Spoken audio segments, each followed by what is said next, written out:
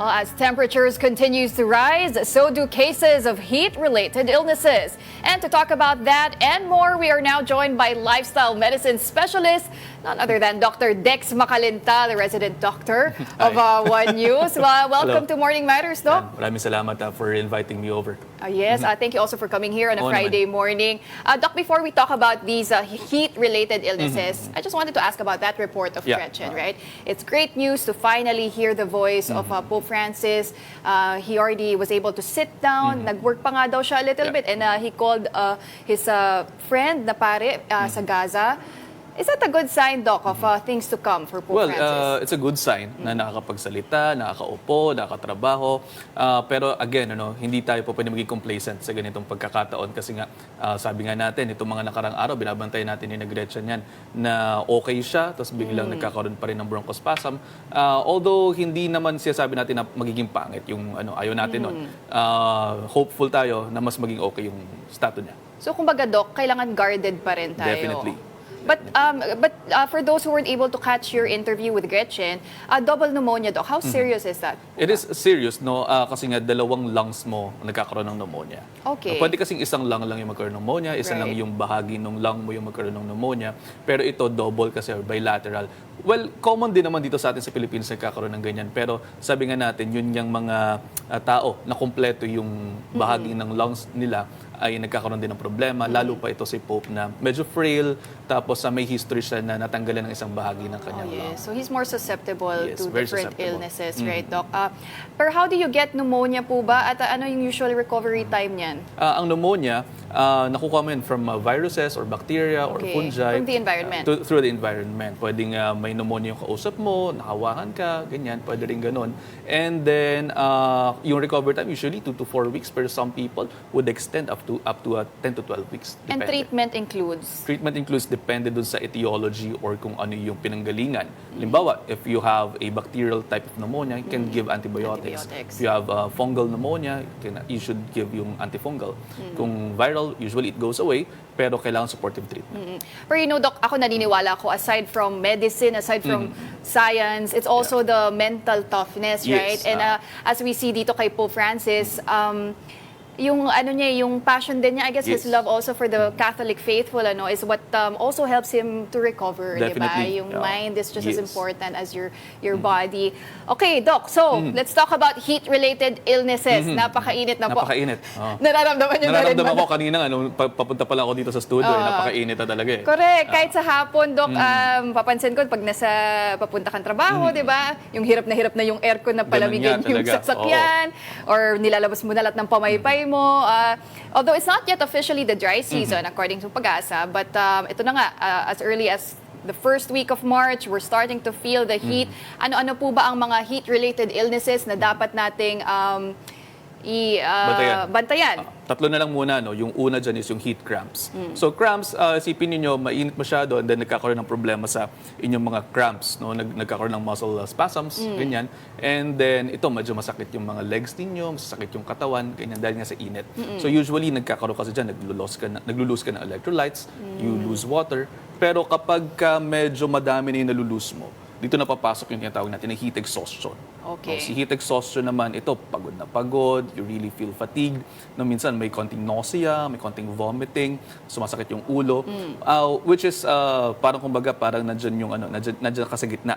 Ayaw mo na magpo-progress yan kasi if it progresses, it could lead to heat stroke. Na ito detrimental to the health of people, So kapag ka nag-heat stroke ka, yan po pwedeng it may go down south. So kaya ayaw natin ng ganon. So you want to if you see someone na mukhang nagkakaroon ng heat exhaustion, yung signs ng ganyan, parang init na init, pawis na pawis, hindi na-regulate ng ayos ng katawan yung temperatura. Kaya ang nangyayari dyan, yun nga yung nararamdaman nila, kinakailangan tanggalin yung damit na masyadong makapal, and then inom ng tubig, and then kung po pwede bintawan or sponge bath kung po pwede, yelo, bigyan ng hangin. Pwede ba yun, Doc, yung parang naiinitan ka na tapos biglang ice, ganon? Pwede naman, pwedeng yung maligam-gam muna, tapos Okay. unti-unti gagawin mo, lalagyan mo ng ice. Right. Yan, para bumaba yung temperatura. Oo. Pero Doc, gaano ba katagal yung exposure sa init bago maramdaman itong mga heat cramps, heat exhaustion? Depende. Depende Okay. sa temperature regulation ng katawan. Okay. So sometimes in 30 minutes nakakaramdam yung iba naman 2 hours, 3 hours. At saka depende din sa init ng panahon. So yan. So it's important talaga na you monitor yourself, right? Definitely. What you're feeling. Nasa sayo kasi talaga yan, Oo. 'di ba? Yun na nga, the factor sa environment, yung temperature, yung hangin. Pero ito, Doc, ano po ba ang pwedeng gawin ng mga lalo na ng mga tao po na kailangan pa rin magtrabaho, kailangan lumabas kahit na sobrang init ng panahon? Una, wear light clothes. And Like- then light-colored clothes. light-colored clothes Yeah. like what Doc Dex is yan. wearing. Ang init kasi. Ako mali. Tama din naman. Kasi Okay lang to, Doc, okay mga lang, blue. yeah. Mga blue okay lang naman. Tapos light kasi yung Kasi yes, light. yes. At saka light-colored and light-fitting. Right. Yon. And then, iwas kayo sa mga may init na lugar, no, hanggat maaari. Pwede kayo magdala ng mga fans na nauuso naman ngayon. And then, inom na maraming tubig. Water. Para makatulong sa pagpapa-down-regulate ng ating temperature. How much water, Doc? 8 to 12 glasses would be fine. 8 to 12? Yes, for the general public. Does it matter kung babae o lalaki? No, it doesn't matter. Pare-pareho yan. 8 to 12 glasses. Pero, ang mga kailangan lang mag-ingat dito would be yung mga medyo may problem sa kidneys. Ayun. No, kasi medyo limited sila ng tubig. Also, kinakailangan din nilang malaman na wag naman langong-lango o lagok na kayo ng lagok ng tubig ng more than Yes. 1 liter per hour. Kasi your kidneys might have a difficulty Right. in regulating that. So may proper time rin to... Mas maganda may proper time pa rin, no? Lalo kung hindi naman kayo masyado naglo-lose ng water, hindi naman kayo nagpa-perspire, hindi kayo nag-sweat. Unti-unti, no? 1 glass of water every hour would be fine. Ito, Doc, usually ang mga advice kasi, di ba, when you expose yourself to the sun and heat, to drink water, to drink electrolytes, to put on sunblock. Yeah. But, I mean, let's face it, sunblock is very expensive. Yes.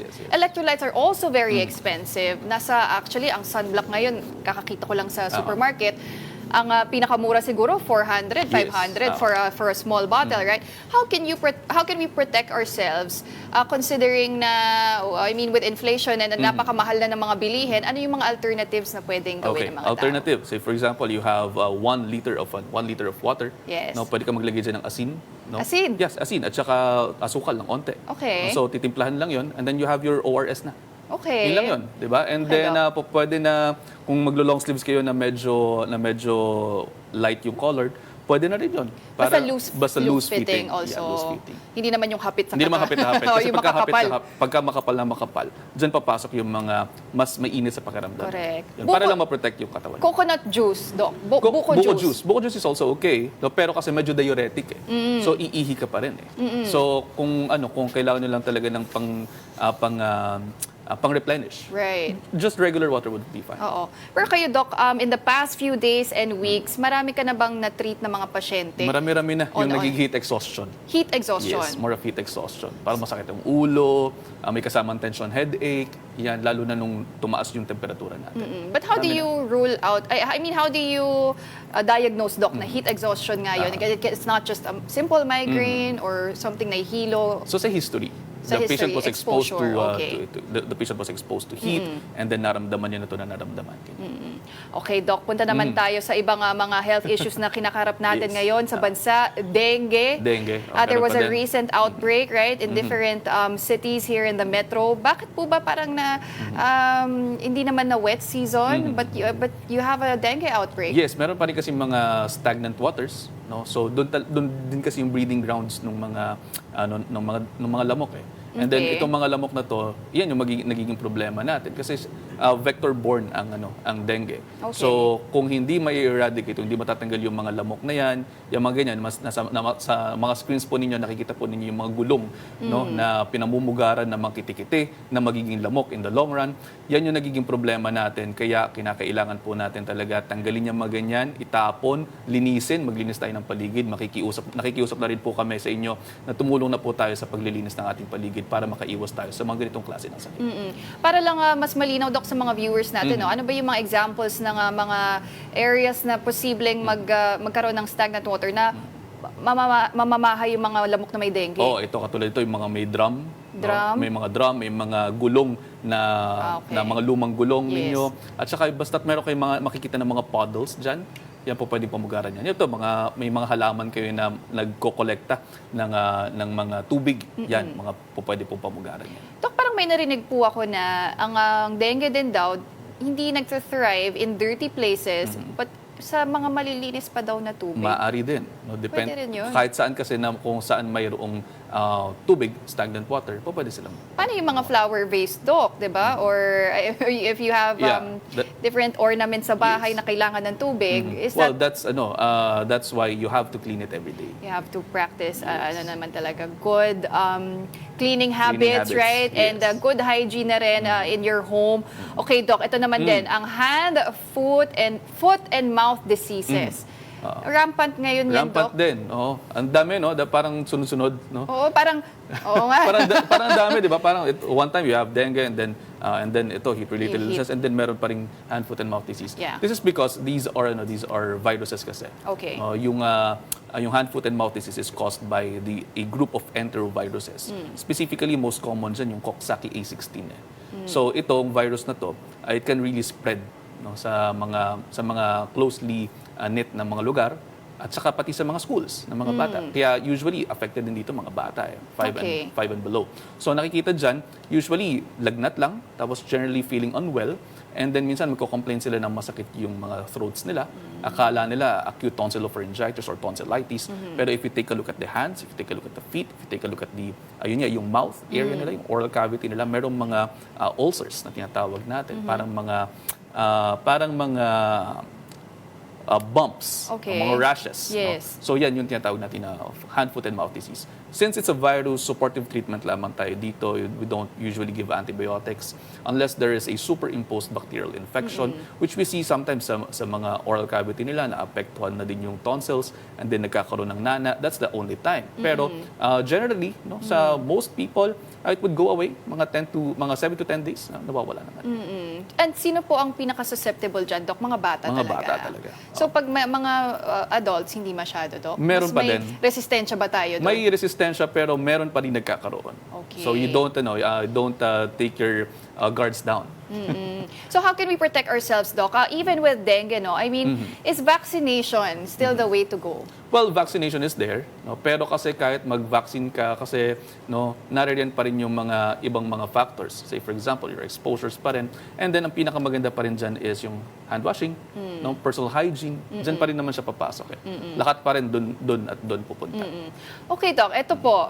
Since it is March, it is Women's Month, Yes. right? Happy Women's Month. Thank you po. No, but I really wanted to get your thoughts on this, Doc. No? Ano po ba yung mga iba't ibang sakit na mas sa mga kababaihan na dapat binabantayan po namin? Ang number one cause of death pa rin kasi sa mga kababaihan at saka sa mga lalaki din are heart disease.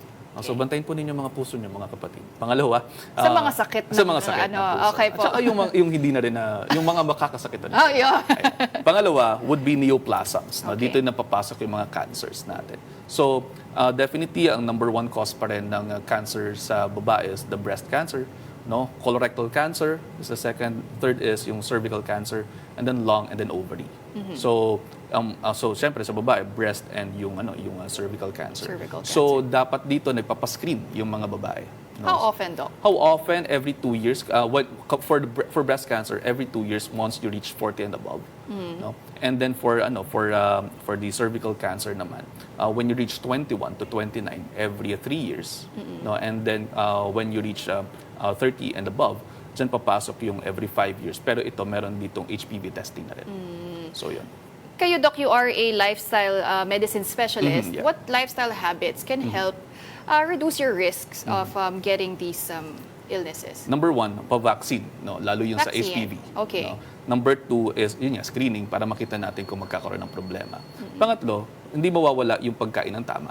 Diyan pa rin papasok yung pagkain mo ng gulay, pagkain mo ng prutas. These are antioxidant-rich foods which can help you reduce your risk for inflammation. No? And then, iwas sa mga processed foods kasi ito yung mga high grade na nagkakaroon ng cancer. Or yung sa WHO grading, mataas yung grading niya na linked sa pagkakaroon ng cancer. And then exercise. Definitely, kailangan nyo ng exercise kasi nakatulong po sa pagpapababa ng timbang ang ehersisyo at nakakatulong din po sa metabolismo ninyo ang ehersisyo.